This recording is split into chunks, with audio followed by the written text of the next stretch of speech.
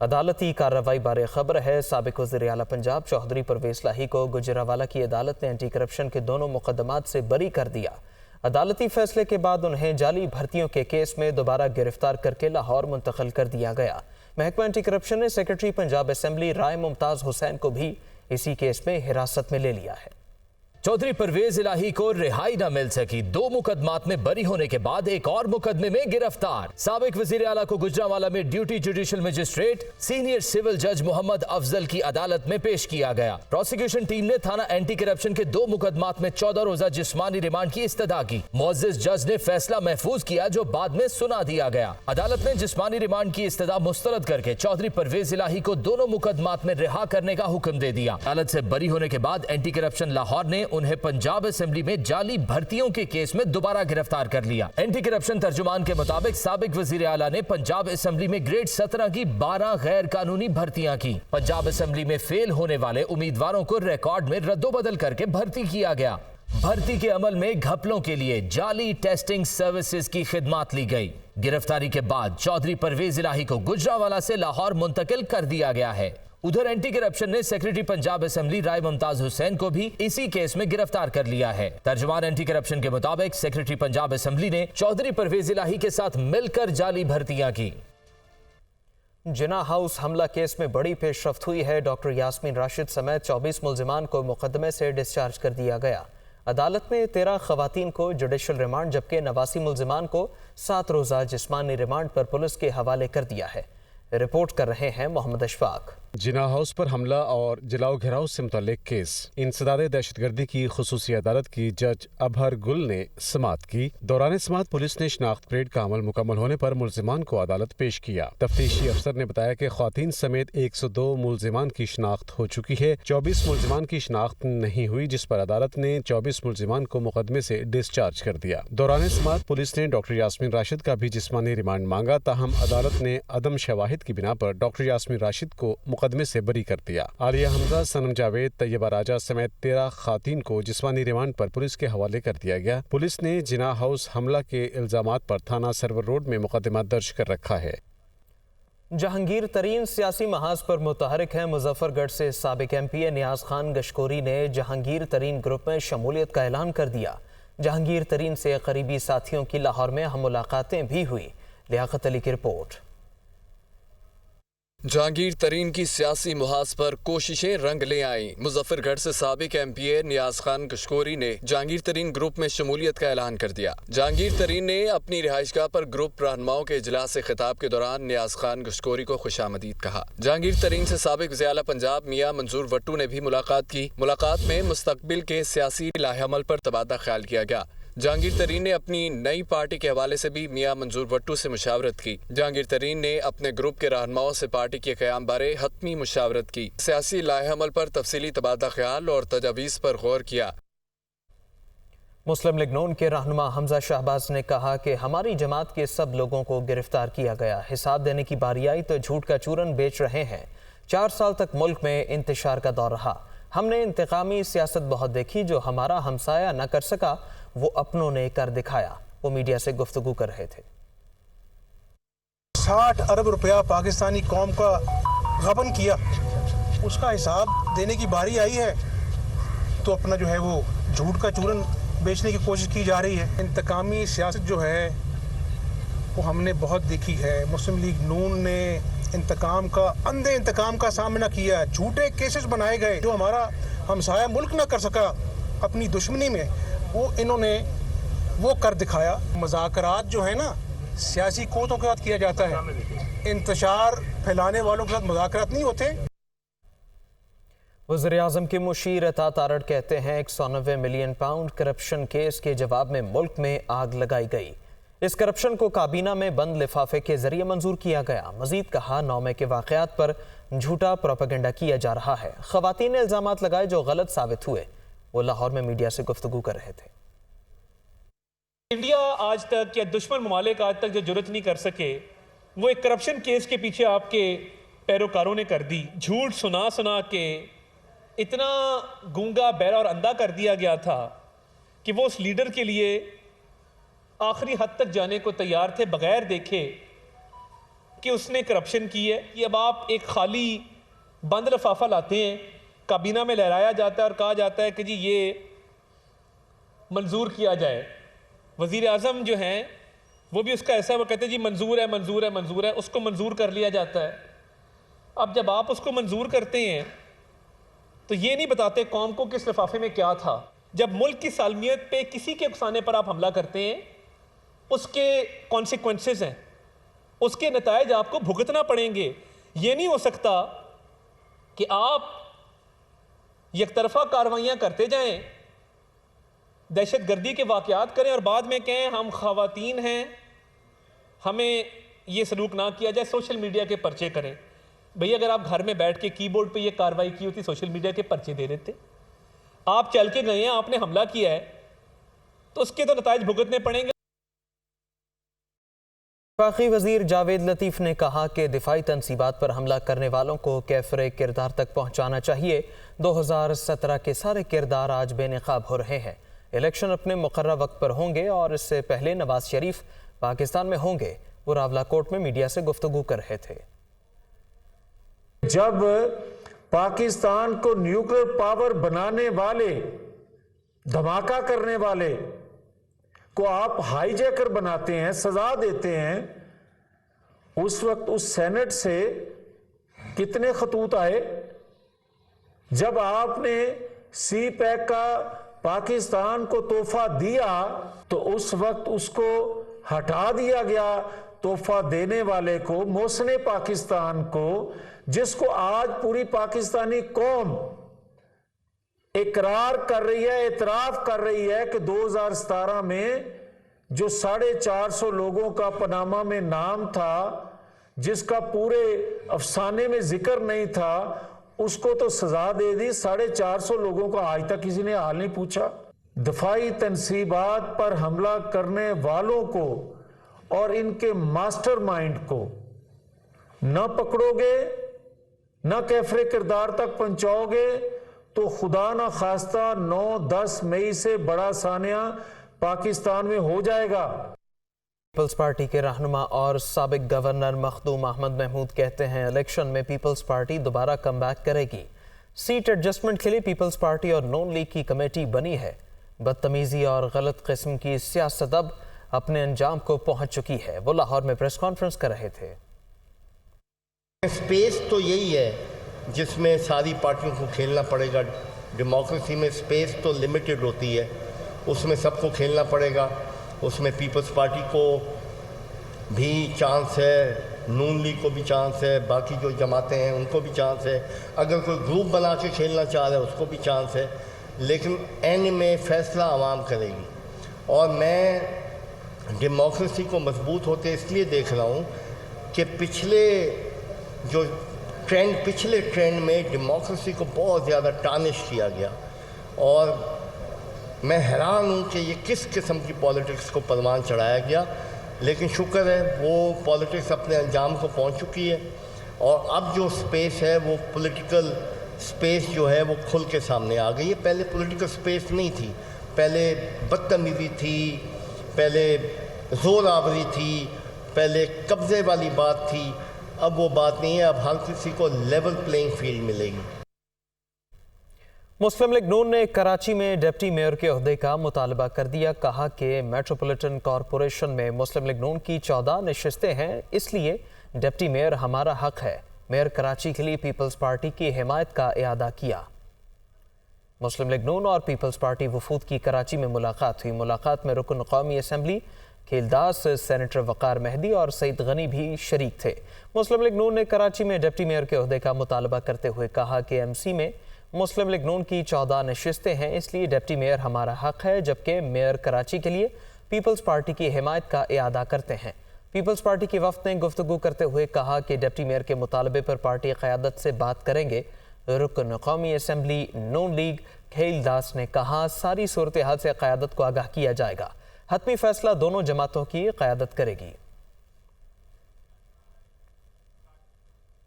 آئندہ مالی سال کے بجٹ میں بچوں کے امپورٹڈ دودھ پر سیلز ٹیکس بڑھانے کی تجویز ہے. بچوں کے امپورٹڈ ڈبے میں بند دودھ پر سیلز ٹیکس 12 سے بڑھا کر 18% کیا جا سکتا ہے. जबकि रोज़मर्रा इस्तेमाल की अशिया पर सेल्स टैक्स 18% पर बरकरार रखी जाएंगी। इस्लामाबाद से रिपोर्ट।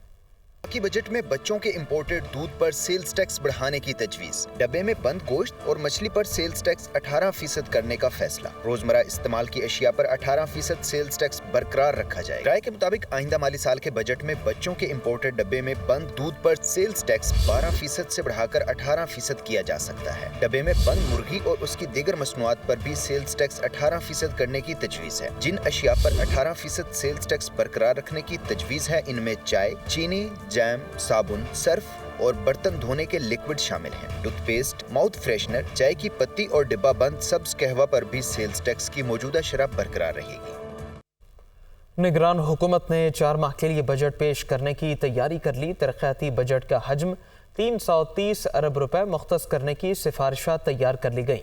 बजट असेंबली में पेश करने के बजाय निगरान काबीना में पेश करके मंजूरी ली जाएगी। लाहौर से सुहेल कैसर की रिपोर्ट।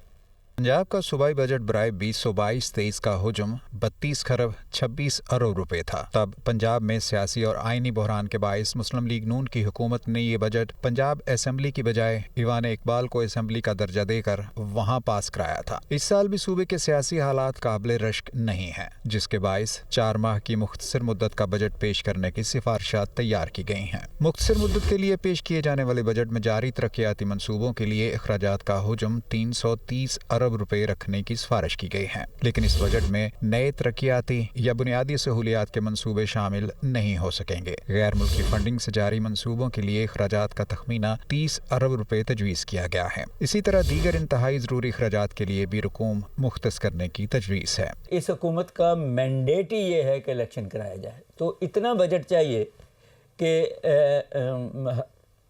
हुकूमत के अरकान को तनख्वाहें भी मिल जाएं और इलेक्शन भी हो जाए। वो जो आप चाहते हैं बजटरी एलोकेशन डेवलपमेंट के लिए, वो इनका मैंडेट नहीं है। ये सूबे की तारीख में पहला मौका होगा कि कोई निगरान हुकूमत बजट पेश करेगी। निगरान हुकूमत मखसूस मुद्दत के लिए बजट तो पेश कर सकती है, लेकिन मसला ये है कि ये सिर्फ इंतहाई ज़रूरी अखराजात के लिए ही रकूम मुख्तस करने की मजाज है। इसी तनाजुर में ऐसे खदशात भी सामने आ रहे हैं कि इस सूरत हाल के बाइस बहुत से मंसूबे मुतासर हो सकते हैं। कैमरामैन फैसल रहमान के साथ सुहेल कैसर, दुनिया न्यूज़, लाहौर।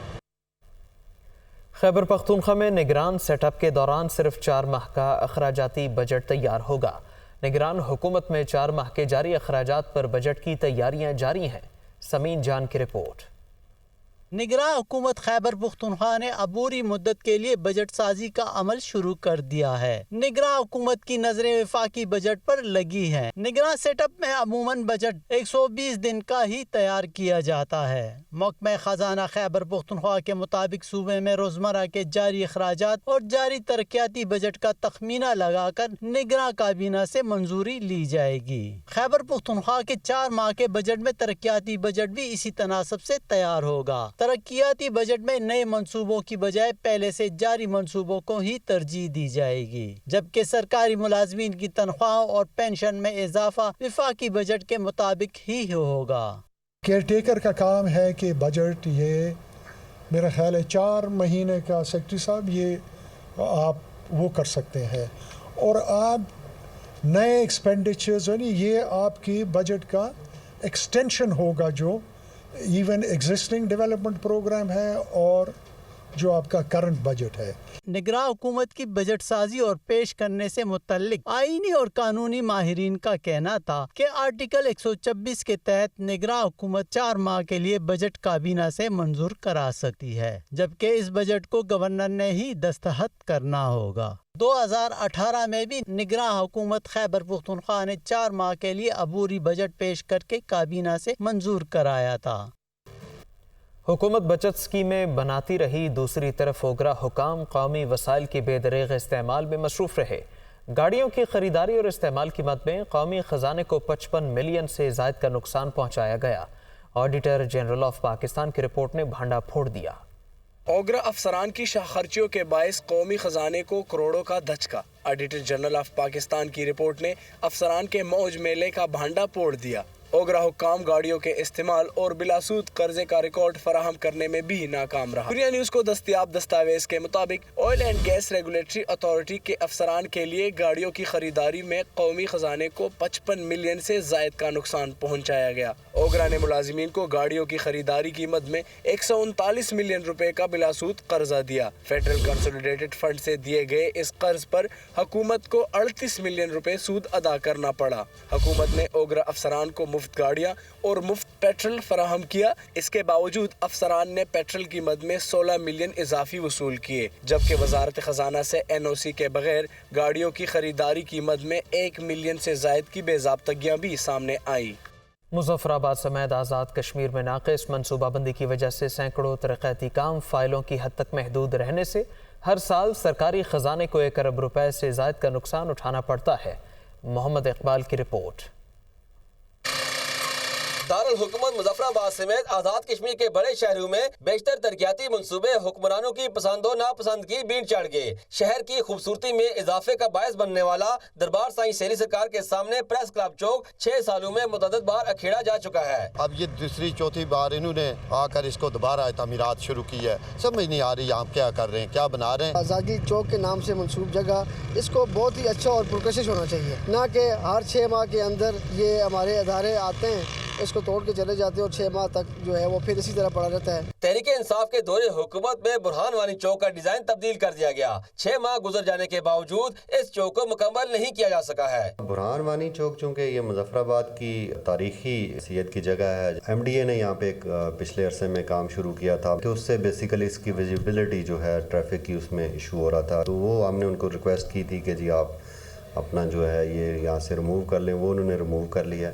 अब जो है वो शहरात वाले इसको जो है दोबारा से एक अच्छा डिज़ाइन करके तो इंशाल्लाह इसको बेहतर तरीके से बनाएंगे। दारुल हुकूमत में ट्रैफिक के दबाव को कम करने के लिए मुजफ्फराबाद शहर में अरबों रुपए की लागत के बड़े मंसूबे CMH चौक और तांगा स्टैंड पुल का तामीराती काम भी सुस्त रवि का शिकार है। उधर दरियाई झेलम पर मानक पहिया के लिए मुअल्लक पुल का काम अधूरा छोड़ दिया गया है। आज़ाद कश्मीर में इस तरह चौक और चौराहों को बार बार मस्मार करने से जहाँ सरकारी पैसा बर्बाद हो रहा है, वहीं मुतल्लिका इदारों में काम करने वाले अफसरान की नाकस मनसूबाबंदी भी सामने आ रही है। कैमरामैन मोहम्मद नवीद के साथ मोहम्मद इकबाल, दुनिया न्यूज़, मुजफ्फराबाद।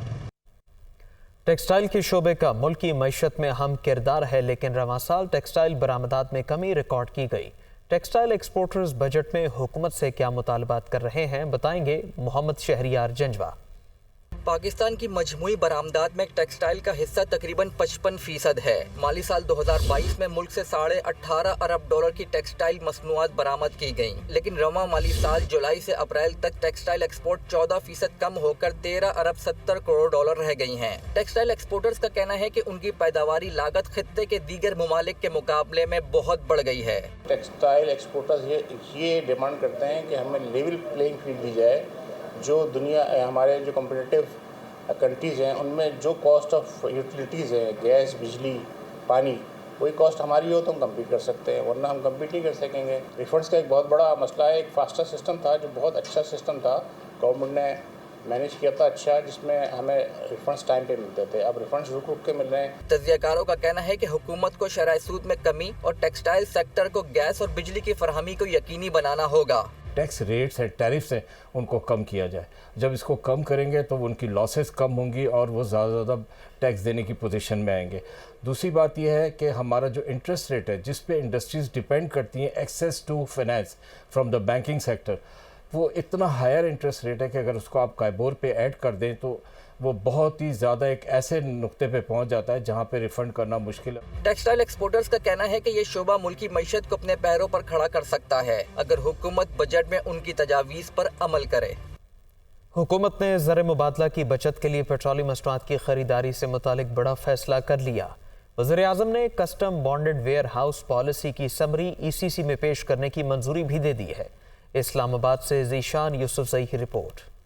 زر مبادلہ کی بچت کے لیے حکومت کا ایک اور بڑا اقدام، custom bonded where house policy کی منظوری۔ پیٹرولیم مصنوعات اب ملکی کرنسی میں بھی خریدی جا سکیں گے۔ پالیسی کے تحت آئل مارکیٹنگ کمپنیز اور ریفائنریز پاکستانی بندرگاہوں پر خام تیل اور پیٹرولیم مصنوعات خرید سکیں گی۔ غیر ملکی آئل سپلائرز شیڈیولڈ بینکوں میں صرف LCs کھولنے پر پیٹرولیم مصنوعات ریلیز کر دیں گے۔ پاکستان میں دنیا کے دیگر ممالک کے مقابلے میں اسٹریٹجک آئل سٹوریج موجود نہیں ہے، جبکہ بانڈڈ سٹوریج کی سہولت سے پاکستان کی اسٹریٹجک آئل سٹوریج ممکن ہو جائے گی۔ توانائی ماہرین کا کہنا ہے کہ نئی پالیسی کے تحت ریگولرائزیشن پر سختی سے عمل درآمد کی ضرورت ہے، بصورت دیگر کرپشن کا خدشہ نظر آ رہا ہے۔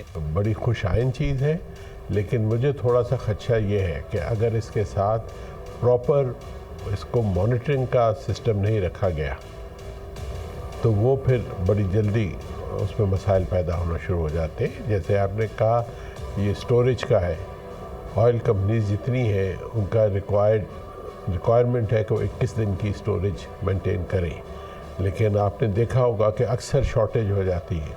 اس کی یہ وجہ ہے کہ وہ نہیں مینٹین کرتی ہیں، اور ہمارے ہاں اوگرا کے پاس یا دوسرا منسٹری کے پاس کوئی ایسا سسٹم نہیں ہے کہ اس کو پراپرلی مینٹین کریں۔ نئی پالیسی کی حتمی منظوری اقتصادی رابطہ کمیٹی دے گی۔